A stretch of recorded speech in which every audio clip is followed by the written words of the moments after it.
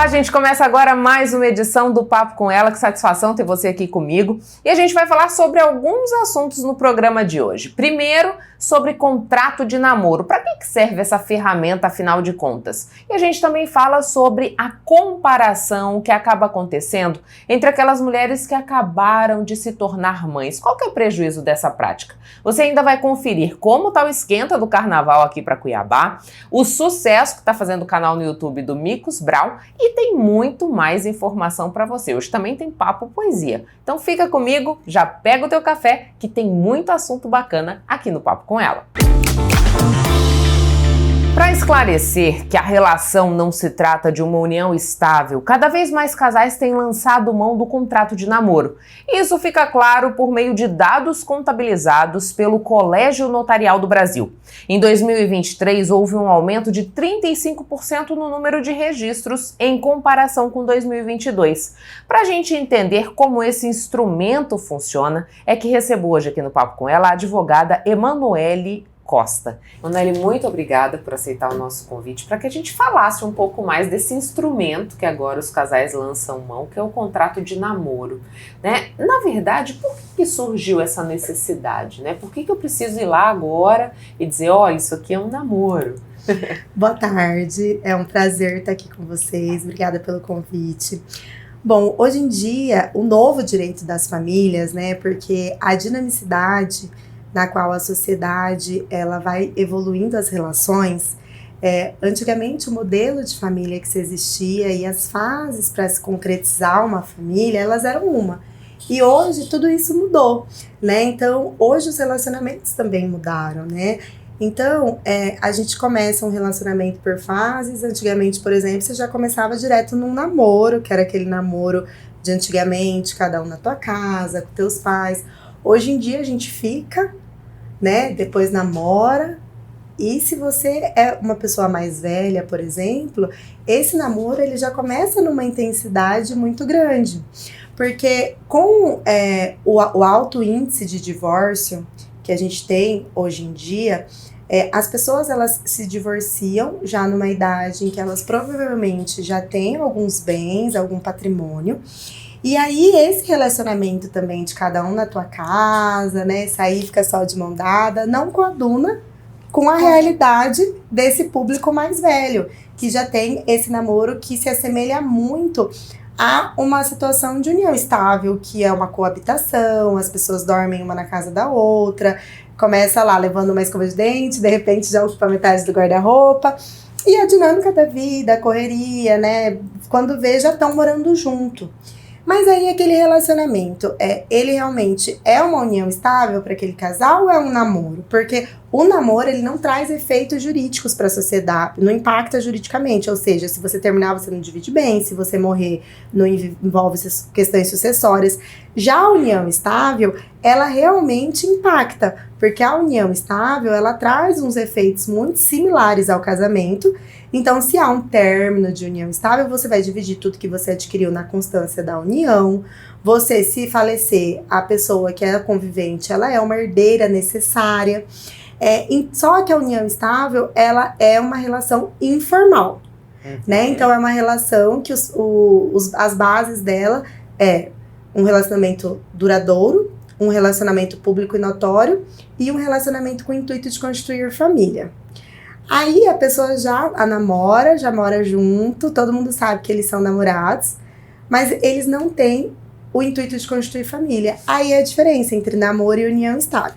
E esse contrato de namoro, então com esse tipo de namoro, essa modalidade, né, o direito das famílias, ele gosta de colocar nome nas coisas. Então, a gente começou com, a jurisprudência trouxe isso com 2 tipos de namoro. Hoje nós temos o namoro simples, que é esse namoro mais de adolescente, né, esse namoro que a gente conhece, e o namoro qualificado, que é esse namoro justamente que as pessoas até podem morar juntas, mas elas não vivem união estável, elas vivem namoro. O grande case do namoro qualificado foi uma jurisprudência de uma situação em que o casal, eles namoravam, e aí ele foi morar no exterior, e ele acabou, e logo depois a namorada foi também para estudar, e por questão de economicidade mesmo, eles decidiram morar juntos. Nesse período que eles estavam morando no exterior, ele comprou um apartamento. Uhum. Eles noivaram, viveram todo, né, o momento lá do noivado, eles casaram, e aí eles ficaram casados por 5, 6 anos, eles decidiram divorciar. E o único bem que eles tinham era o fatídico apartamento, que ele comprou na época que eles moravam lá no exterior. E aí a briga judicial é porque ela falava que eles viviam em união estável, nesse período que antecedeu, para poder partilhar o bem. E aí ele falava, não, que era um namoro. E aí, com todo o arcabouço comprobatório dos autos, chegou-se à conclusão que aquela situação em específico, ela não era união estável, porque se eles tivessem o intuito realmente de estar ali, com o intuito de constituir família, eles teriam feito a conversão da união estável e casamento. E eles não fizeram. Eles noivaram, viveram toda a pré-núpcia, casaram com festa, com tudo. Então, que aquele namoro, ainda que eles estivessem coabitando juntos, ele era um namoro qualificado. Então, o grande X da questão, por que surgiu esse contrato, né? Esse contrato, ele surgiu justamente para que as partes que tenham bens, que tenham realmente, já tenham algum montante de bens, então são pessoas que provavelmente são mais velhas, né? Elas possam fazer um contrato mesmo, declarando que o que elas vivem não é união estável. Até para proteger esse patrimônio. Para proteger esse patrimônio. O contrato de namoro, ele serve como uma segurança jurídica patrimonial. É claro que a gente não pode usar o contrato de namoro para fraudar uma união estável, né? Isso não é legal. Legal na palavra mesmo, mas fazer um contrato de namoro, quando se é um namoro mesmo, e vocês podem até morar juntos, mas aquilo verdadeiramente é um namoro, o mais seguro e inteligente hoje para os casais, eu brinco que é para os casais 30 mais. Namoro qualificado é 30 mais, é aquele namoro já mais maduro. É indispensável o contrato de namoro. Ainda que há críticas dentro da doutrina e da jurisprudência que esse contrato não existe, porque não tem uma lei que fala o contrato de namoro, mas preenchendo todos os requisitos legais para se fazer um contrato com o apoio de um advogado especialista em direito de famílias, porque a gente usa coisas, por exemplo, a gente pode colocar uma cláusula que se esse relacionamento em algum momento passar a ser uma união estável, o regime de bens que as partes escolhem é o da separação total de bens. Então eu já blindo duas situações no mesmo momento, né? E também é facultado aí as partes colocarem direitos, situações de convivência, de multa. Era isso que eu ia te perguntar, né? Porque a gente vê que tem uma... não é nem polêmica, mas ganha repercussão toda vez que a gente fala disso, né? O contrato de namoro, ele pode prever comportamentos? Isso pergunto porque a gente viu divulgado recentemente, se houver traição na relação, multa de tanto, né? Isso é possível também entrar nesse acordo entre essas duas pessoas que se relacionam? Sim, o contrato, a gente fala hoje que dentro do direito das famílias, que é a nova nomenclatura que a gente usa para tratar do assunto, a gente tem a contratualização do direito das famílias. Essa contratualização, ela tem o contrato de namoro, nós temos os pactos antinupciais, nós temos os pactos pós-nupciais, contratos de sugar daddy, por exemplo, quando há esses relacionamentos, entre tantos outros contratos, por exemplo, que pode ser feito para poder formalizar relações e situações, dando segurança jurídica e preservando patrimônios e vontades. Quando a gente fala em contrato no âmbito privado, a gente tem a autonomia da vontade vigorando. Então, se não for contrário à lei, ali eu posso colocar o que eu quiser. É claro que o que você coloca vai ser público, porque você vai fazer um contrato, para ter uma eficácia, realmente vamos fazer uma escritura, né, um contrato público, então ele vai ser público. Mas há situações que, por exemplo, coloca multa por traição, coloca... essa situação do pacto antinupcial é muito comum no exterior até, né? A J.Lo com Ben Affleck, por exemplo, diz que no contrato do pacto antinupcial dele estava que ele tinha que fazer relações com ela no mínimo 4 vezes por semana. Então, essas situações elas podem, desde que não vá contra a lei, você pode colocar tudo que você quiser. O que diz respeito a esse contrato do Sugar Daddy que você citou pra gente? Esse contrato é essas relações, né, que hoje a gente não pode fechar os olhos que existem, né? Esses contratos é realmente para também descaracterizar a união estável. Porque, querendo ou não, há uma dependência econômica ali, há um trato disso, né? Então, esses contratos, eles formalizam essa relação também para dar segurança jurídica, tanto para o Ded quanto para a Sugar, e mais para o Ded, né? Para proteger esse patrimônio dele também, né? Porque senão a gente acaba colocando aquela situação também como união estável. E aquela relação nem é um namoro para se fazer um contrato de namoro. Entendi. Gente, para quem não sabe o que é Sugar Daddy, é um homem mais velho que se relaciona com uma mulher mais nova e que de alguma maneira a mantém nas suas necessidades econômicas. Seria isso? Tem uma manutenção aí nas necessidades, nos caprichos, enfim, no que eles dispõem ali, colocar naquela relação. Quando a gente pensa no contrato de namoro, Emanuele, isso já é uma prática que se difundiu, ou as pessoas ainda têm um certo receio, né, de dizer assim, mas será que eu vou aqui por esse caminho? A pessoa pode achar que eu estou desvirtuando aquilo que tem de sentimento nessa relação. Ainda existe esse receio? O contrato de namoro, ele existe antes da pandemia, mas ele ganhou muita força no período pandêmico e após pandemia ele veio numa crescente, né? Porque no período da pandemia, quem namorava foi um para casa do outro. Então, esse contrato teve um crescimento exponencial nesse período. Mas, hoje em dia, as pessoas, elas ainda, isso precisa ser mais falado. E ontem até eu fiz um vídeo para as minhas redes sociais falando isso. Que o contrato dentro do âmbito do direito das famílias, ele tem que ser tão comum quanto um contrato, quanto um negócio. Quando você faz um negócio, você faz. Por quê? Amor é amor, dinheiro é dinheiro. E a gente precisa ter essa maturidade emocional e até afetiva mesmo, quando entramos num relacionamento, para poder conversar sobre isso. Então, hoje, a pessoa que tem algum bem, que tem algum patrimônio, porque ao iniciar um relacionamento, a gente está constituindo a sociedade mais importante da nossa vida. E a gente faz isso sem perceber. Mas a gente está entrando na sociedade que vai ditar como que vai ser a nossa parte, como que vai ser o fim, como que vai ser a sucessão, porque todo relacionamento acaba, seja pelo divórcio, dissolução, término ou pela morte. Então a certeza, além da morte, é que os relacionamentos acabam. E eu adoro falar sobre esse tema do contrato de namoro, porque cada vez mais os relacionamentos estão ficando, infelizmente, mais líquidos. Então o índice de divórcio ele só cresce. E com isso você vai se relacionar com outras pessoas. E ao se relacionar com outras pessoas, você precisa guardar o seu patrimônio. Porque senão, às vezes, você compra o bem da tua vida naquele momento que você tá num relacionamento com a pessoa, namorando, você nem tá percebendo que você tá vivendo aquilo. E aí vocês terminam, você se depara com uma ação de reconhecimento de união estável com partilha de bens. É preciso ter as suas garantias, né? É necessário. E esse contrato, como que ele se dá? Eu preciso da presença de um profissional que me ajude a elaborar esse contrato? Ele tem que estar reconhecido em cartório? Como que funciona a parte burocrática? O contrato, ele pode ser feito, um contrato geral com as regras do Código Civil, o contrato de namoro. Como eu disse antes, não tem uma previsão legal na lei, do contrato de namoro. Então, tem que estar lá os requisitos que tem que ser maior de 18 anos, a gente capaz, né, o objeto tem que ser lícito, não pode ser coisas impossíveis.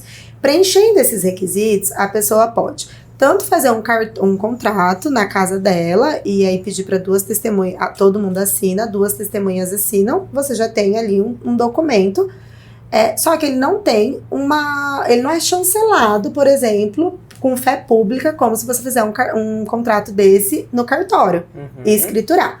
Então, a orientação no escritório sempre consulte um advogado, para você entender seus direitos, seus deveres, o que você vai colocar no papel, o que falta, né? Então, a assessoria jurídica, eu acho que ela é indispensável para você poder fazer um contrato dessa natureza, porque você está fazendo esse contrato que está blindando alguma coisa. E aí, para ela ter mais força jurídica, o mais interessante é você pegar e fazer ela no cartório, como se fosse uma escritura mesmo, né?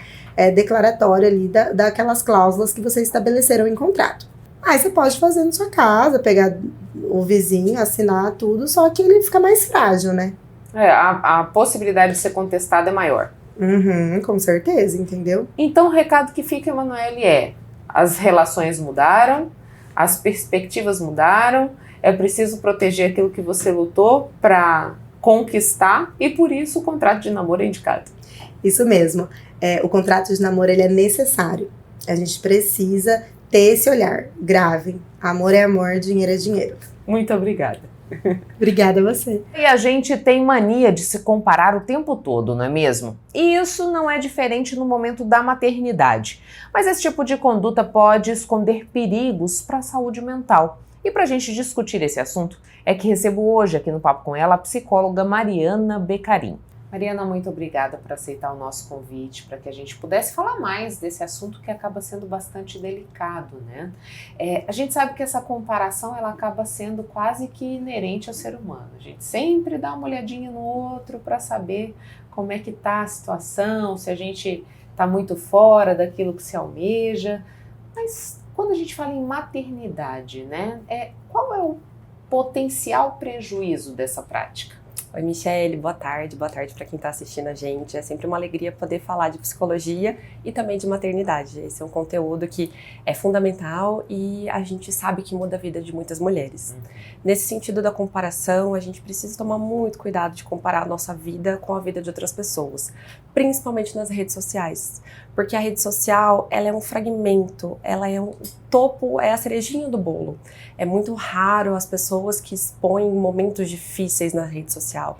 É difícil quem vai ter uma briga com o marido e vai sentar e gravar um vídeo para falar sobre a briga com o marido, ou falar da dificuldade que está sendo dormir, da dificuldade que está sendo a adaptação do sono do bebê.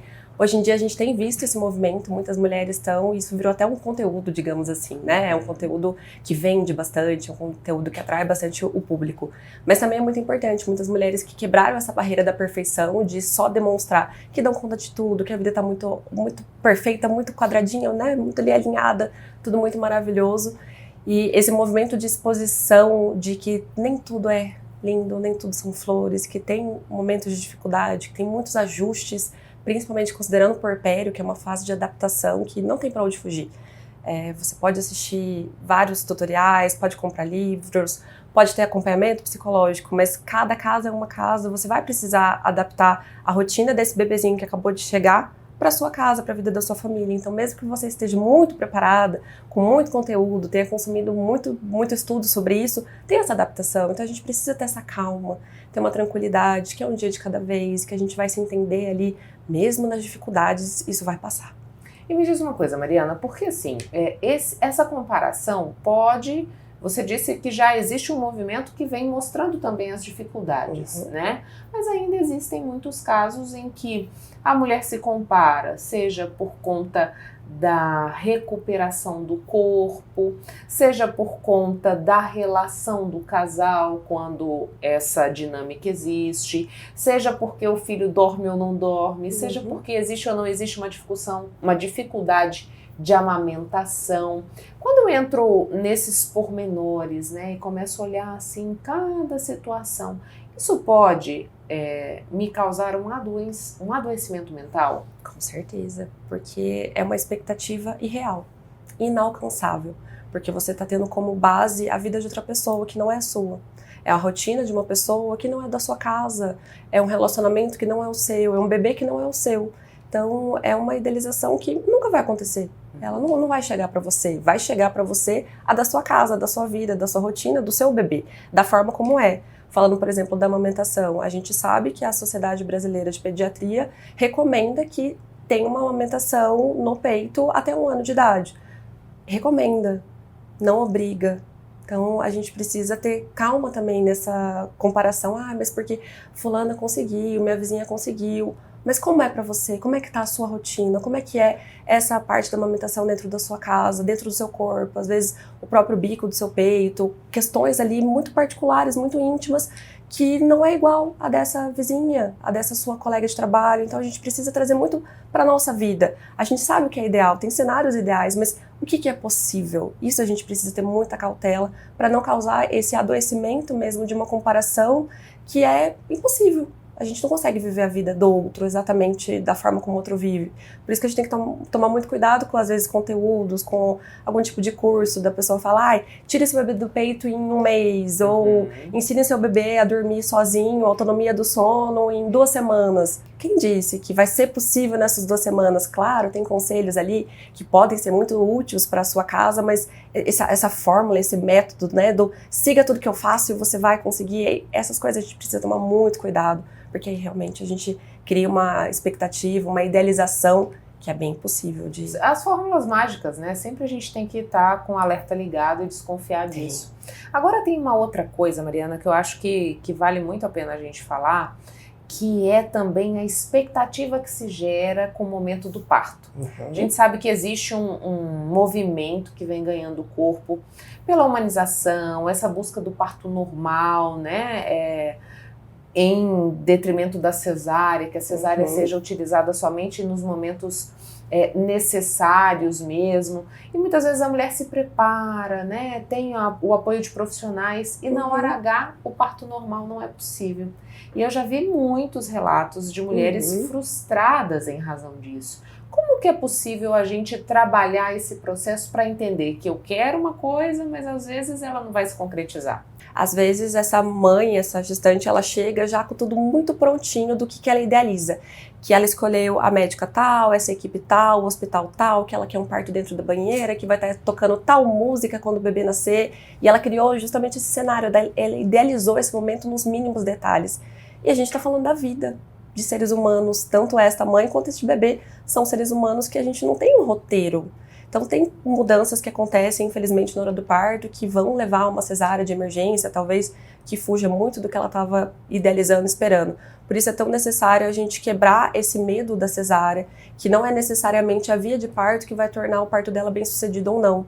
E sim essa chegada desse bebê. Esse bebê chegou, não importa a via de parto, ele chegou. A gente sabe que existe a frustração, a gente tem essa noção de que foram muitos meses planejando, se dedicando, fazendo fisioterapia, lendo conteúdos, entendendo, se especializando. Muita gestante acaba até depois da gestação entrando para essa área da perinatalidade, de tanto que se encanta, acaba fazendo curso de doula, depois começa a trabalhar nessa área, que realmente é uma área muito gostosa, é um conhecimento muito, muito maravilhoso. Mas a gente tem que tomar cuidado com a idealização do parto, como todas as outras idealizações, para que não tenha tanta frustração. É impossível a gente falar que não vai ter frustração. Não tem como a gente deletar isso, justamente que a gente está falando de seres humanos. Mas que isso não seja... não desmorone essa mulher, que ela tem uma ferramenta para lidar com essa diversidade, imaginando que não dá para fazer tudo de acordo com o plano de parto. A gente tem que tomar muito cuidado com essa idealização de tudo que ela sonhou ali, né, do começo até o fim da chegada da maternidade. E, como eu disse, né, durante a terapia a gente entende talvez por que é tão importante para essa mulher esse parto vaginal, o que ela idealizou ali, o que ela vai sentir que ela ganhou se ela conseguir esse parto via vaginal, que é o que ela, né, planejou tanto. E o que talvez machuca ela ali de pensar numa cesárea. Entra também a confiança, uma comunicação muito boa com a obstetra. Precisa ter uma confiança de que se a obstetra for falar, ou o obstetra, né, for falar para essa mãe, olha, daqui para frente não tá mais seguro, vamos seguir para um parto cesárea, que ela tenha confiança nesse médico, ele tá fazendo o melhor para ela, que ela não entre naquele pensamento de, ele tá fazendo isso para facilitar, só pra gente sair daqui. Acelerar, né? Exatamente. Tem que ter uma relação de muita confiança, de que ela escolheu realmente uma equipe que não vai levar ela a fazer um procedimento que não precisava ser feito. Então, isso precisa ser muito alinhado antes do parto, tem que ser uma equipe que já se entenda ali nessa parte da confiança, é muito importante. Mariana, você falou pra gente sobre a delicadeza que é esse momento do puerpério, né? Porque a gente sabe que tem ali toda uma mudança hormonal, tem todo esse processo de adaptação, né? É uma nova vida, uma nova rotina, é uma nova responsabilidade.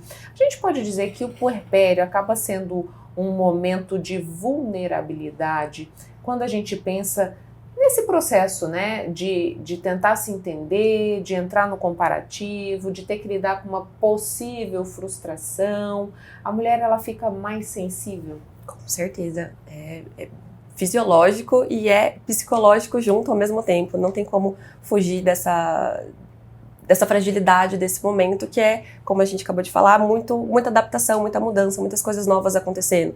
Então é uma mudança no sono, é uma mudança no corpo, porque até então tinha um corpo que mudou muito, mas ele mudou porque tinha um bebezinho ali. Então a partir do momento que esse bebezinho sai, tem uma cobrança muito grande de que esse corpo não tá mais do jeito que ela queria que tivesse, que não tá voltando rápido como ela imaginava que voltaria. Talvez essa comparação de abrir a rede social e ver que aquela blogueira volta a barriga dela em 2 semanas, que ela já sai do centro cirúrgico, ela já sai ali do parto com a barriga retinha, sem nenhum sinal de que tinha uma gestação ali. Então realmente tem várias questões aí pra gente ficar muito atenta de que você é você, que a gente não pode comparar tudo que está acontecendo na sua casa, principalmente baseado em redes sociais, com o que acontece na casa dos outros. Então, precisa ter muito cuidado, muita atenção, se tiver uma rede de apoio para apoiar essa mulher, para que ela tenha o mínimo ali de uma noite de sono, uma qualidade ali de alimentação, alguém para pegar na mão mesmo dessa mulher, né, tá ali presente, isso ajuda muito, isso transforma bastante, que o puerpério seja um período mais tranquilo. Quando você fala da rede de apoio, eu queria perguntar justamente qual é o papel da rede de apoio para verificar se essa mulher está em sofrimento emocional ou não.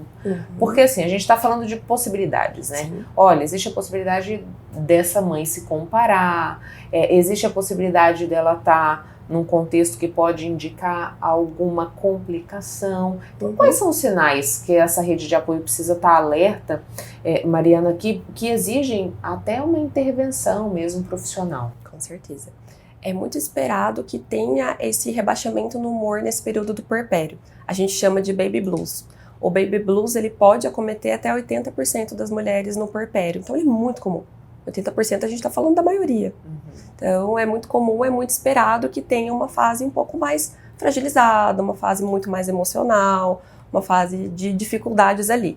Então, o que foge do normal? Uma desconexão muito grande com o bebê, uma mãe que rejeita esse filho a todo custo, não só, óbvio que no momento do choro, do cansaço, tem pensamentos intrusivos de ali, nossa, o que eu tô fazendo, o que eu fiz? Esses pensamentos são ok, mas ok, na medida que você percebe que os dias vão passando, eles vão melhorando, vão diminuindo. Se isso se alonga demais, esse pensamento do nada mais faz sentido na minha vida, eu não queria ter esse bebezinho aqui perto de mim, uma rejeição talvez da amamentação, uma rejeição no cuidado, é importante a gente ficar muito atenta. A mulher que ela abandona todos os hábitos dela ali, ela para de escovar os dentes, ela para de se cuidar, ela não quer sair do quarto, ela recusa a ver a luz do dia, por exemplo, ela fica o máximo trancadinha possível, ela se afasta de tudo. Lembrando que, óbvio que a gente está falando do puerpério, talvez de um pós-cesárea, de uma mulher que ela vai estar com dor, ela vai estar fragilizada, ela pode estar realmente querendo descansar. Mas se isso se alonga demais, essa desconexão, ou uma falta total de apetite, ou um apetite extremamente descontrolado, exagerado, essas mudanças muito bruscas e contínuas, a gente precisa ficar atento. Aí a rede de apoio precisa ficar bem de olho de que não está evoluindo, não está melhorando, sim, está piorando ou estagnado nesse humor mais depressivo. A gente está falando bastante desse momento em que nasce o filho e nasce a mãe, né? Mas a gente sabe que essa comparação ela permanece com o passar do tempo. Por exemplo, mães que tiveram filhos na mesma época, em determinado momento ela vai comparar o desenvolvimento desses filhos, né? Porque um fala de uma maneira, outro fala de outra, porque um aprendeu a ler primeiro do que o outro, ou a escrever. Isso pode trazer, por exemplo, Mariana, uma falsa impressão de que essa criança que não corresponde ao desenvolvimento da outra pode sofrer de algum transtorno? Com certeza. Hoje a gente tem bastante mães preocupadas com essa parte de estudo do filho, ou de perceber que talvez está atrasado algum desenvolvimento de fala, desenvolvimento da alfabetização, e às vezes é muito natural, é algo ali que no próximo semestre às vezes se ajusta e ela tá em sofrimento, ela tá tão preocupada, ela tá comparando, ela tá buscando tantas respostas ali que às vezes naturalmente ela vai já tudo se sanar muito rápido. Mas é claro que se essa mãe ela percebe que tem alguma coisa ali que não tá funcionando legal, fale sim, ficar atento, observar, perceber, volta igual a gente estava falando agora do porpério. Tá duradouro? É constante? Não melhora? Não evolui? Então tá. Então vamos ser prático também e olhar que é algo que merece atenção. Mas se é algo muito natural da idade, esse comportamento é esperado dos 5 até os 7 anos. Então você tem 5 ou 7 anos para estar tranquila. Então é sobre não sofrer, é sobre não comparar. Essa parte da comparação, ela bate muito na mulher. Talvez uma criança que está numa educação bilíngue. Então é natural que ela vai ter mais uma facilidade com outro idioma que de uma criança que não está, porque não é exposta a isso. E aí, talvez, para essa mãe, ela vai ficar comparando, não, mas o filho da minha amiga, ele já tá falando tantas coisas. Mas calma, como que tá a rotina dele? Como que é o hábito dentro da sua casa? Às vezes, essa outra mãe, ela fala no outro idioma com ele também dentro de casa. Então, tudo precisa ser filtrado para como é a rotina da sua casa. Contextualizado, entender que nós somos seres individuais, né? Exatamente. E que cada um tem o seu tempo. Exatamente. Muito obrigada pelas informações, Mariana. Obrigada a você, Michelle. Espero ter ajudado. Sabe, todo esse conteúdo que a gente produz aqui no Papo com Ela, ele fica disponível também no YouTube para você ver e rever sempre que quiser. Para isso, eu te faço um convite, venha fazer parte do nosso canal. Inscreva-se. Está vendo esse QR Code aí na sua tela? Basta mirar a câmera do seu celular que ele já vai te dar certinho o endereço para que você possa se inscrever. Assim, você não perde nenhum assunto que vai ao ar aqui no Papo com Ela. O Carnaval está chegando e o desfile desse ano, que será realizado na Arena Pantanal aqui na capital, promete dar um show de cores, ritmos e emoção. Vamos saber como é que está essa organização? Vem aí uma das épocas mais esperadas do ano, o Carnaval. Em Cuiabá, a festa não é apenas sinônimo de folia, mas também um momento de celebrar a cultura, a diversidade e as tradições regionais da cidade. No dia 22 de fevereiro vai acontecer o tradicional desfile de carnaval. São 9 blocos e escolas de samba que vão estar se apresentando aqui na Arena Pantanal. São mais de 8 horas de programação de desfile com o que há de melhor. Carro alegórico, alas fantasiadas, alas de pessoas, de foliões que vão vir para curtir. Vai ser um evento preparado aqui com muito carinho, com toda a segurança, praça de alimentação, parque, entre outras coisas, para toda a família e toda a população poder curtir essa programação. O evento todo é realizado aqui na Arena Pantanal, no dia 22 de fevereiro, a partir das 18 horas. Entre os 9 blocos que vão estar se apresentando e escolas de samba que vão estar apresentando aqui na Arena, a programação segue aí das 18 até 4 horas da manhã. A gente tem bloco aqui na Avenida, escola de samba aqui na Avenida. A gente está montando toda uma estrutura que vai ser aqui na Arena. A entrada é gratuita e quem quiser curtir pode vir aqui para a Arena Pantanal no dia 22 a partir das 18 horas. Mesmo com os grandes desafios de realizar o carnaval em Cuiabá, devido à pouca tradição carnavalesca na cidade, as escolas de samba estão se esforçando ao máximo para entregar desfiles de qualidade e manter viva a cultura do samba. Aqui em Cuiabá a gente sabe como é fazer cultura e fazer carnaval, desfile, né?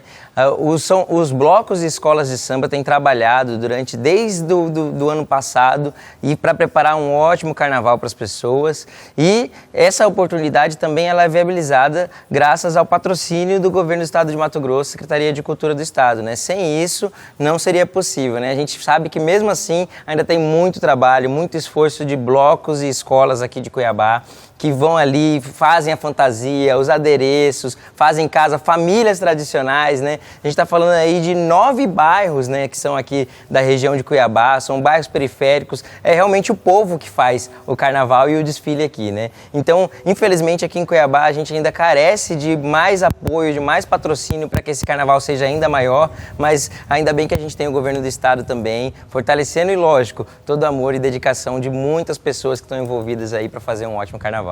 O carnaval também deve fortalecer a identidade cultural da cidade e transformar a economia local, movimentando setores como turismo, comércio e serviços. Na cultura, vai engrandecer cada vez mais os nossos carnavalescos antigos, né? Porque, na verdade, que nem você falou, o carnaval nosso estava meio desacreditado, né?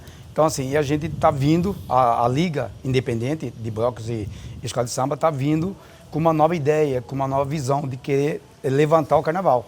e assim vai fazer com que seja cada vez melhor o desfile, ano a ano, e vai engrandecer muito assim na questão de vendas, né, de vendedores ambulantes, de pessoal que vai vir para cá para estar vendendo o seu alimento, a sua bebida. Então, assim, a gente vai contribuir muito com a cultura cuiabana, com certeza.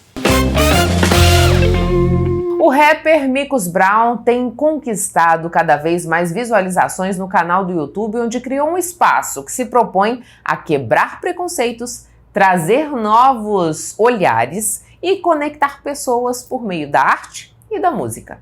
Micos Brown é cuiabano, rapper, criador de conteúdo e ator. Ele conquistou o público com um trabalho que vai além da música. Em seu canal no YouTube, ele já ultrapassou a marca de 9 milhões de visualizações e sua proposta é simples: conectar pessoas por meio da criatividade. Me apaixonei pelo rap sem saber que era rap. Minha mãe, na época, comprou um som de CD, só que a gente não tinha grana para comprar CD. Era meio que isso. Então, assim, era caro na época e tal, comprar CD. E aí, tipo, um amigo do meu pai deu uma caixa de CDs que ele não usava mais, que já estava arranhado, que ele já tinha enjoado, enfim. E aí, na nossa família, a gente sentou e dividiu esses CDs ali. E o único que ninguém quis e falou, acho que você vai gostar disso, era um disco do Racionais, um CD do Racionais ali, só que eu não tinha a mínima ideia que aquilo chamava rap e tal, que era cultura, hip hop e tal, mas decorei aquele CD.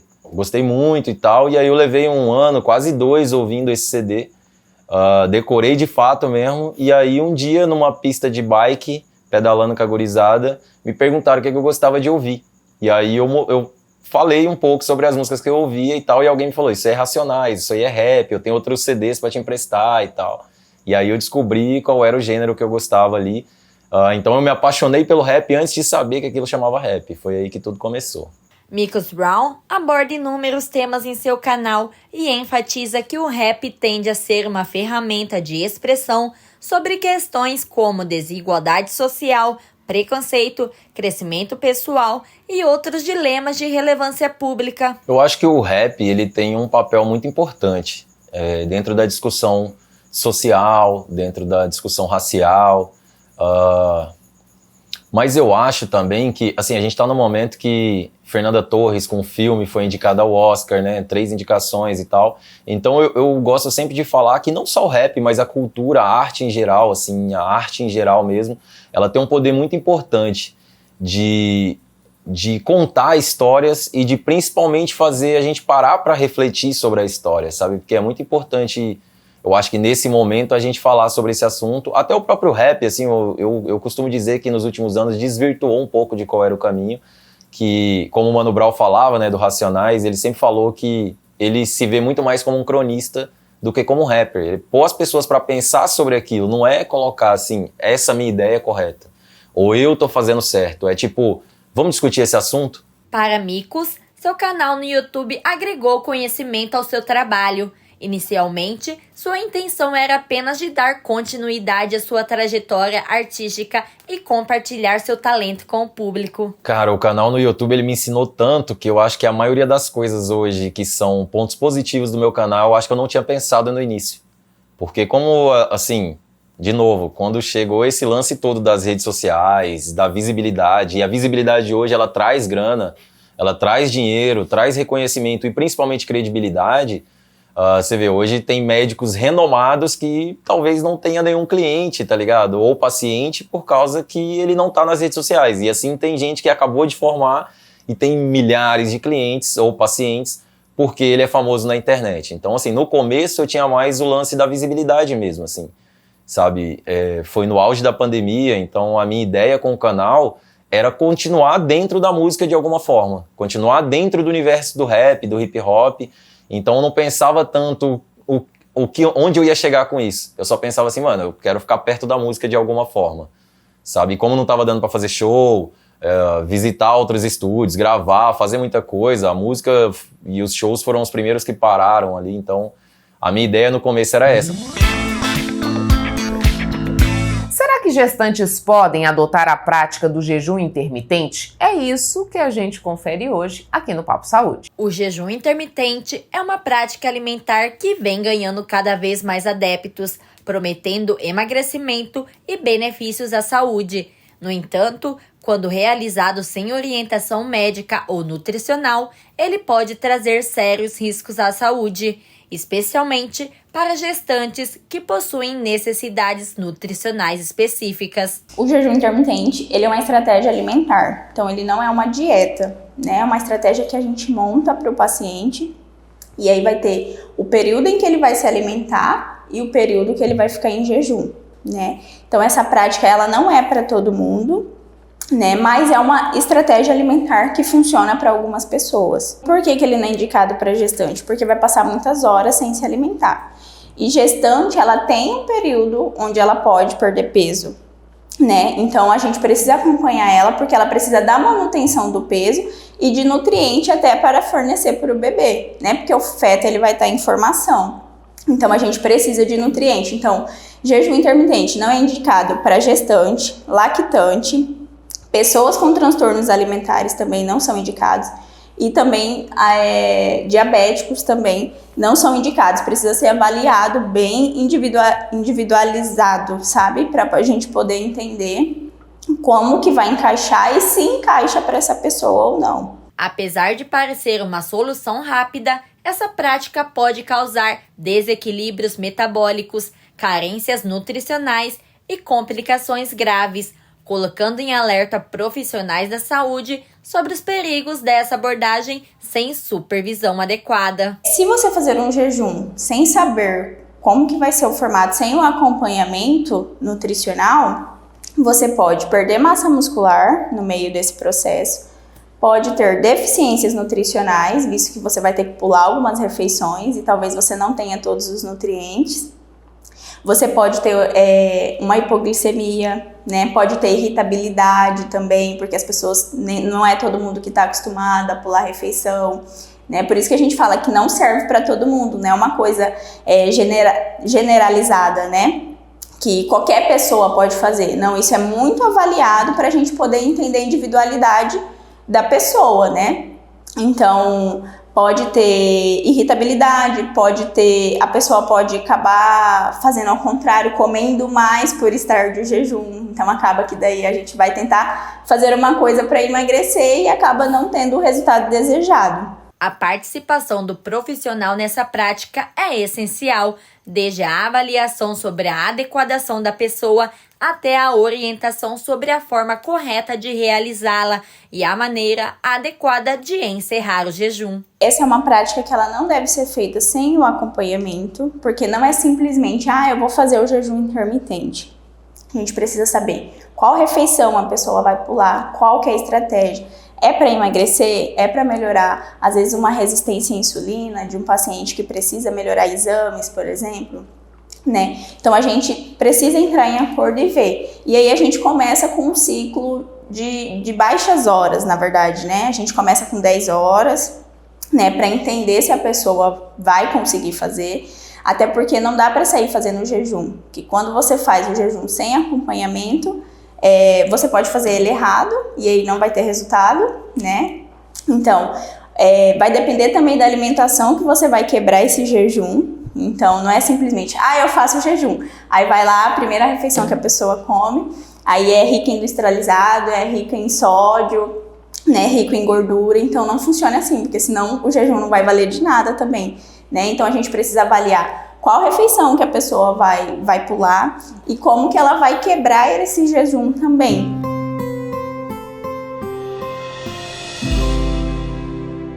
Protesto provinciano do poeta Vladimir Dias Pino foi a escolha do imortal Lorenzo Falcão para o Papo Poesia de hoje. Ele ocupa a cadeira de número 13 na Academia Mato Grossense de Letras. O olhar de Teresa é de utilidade pública.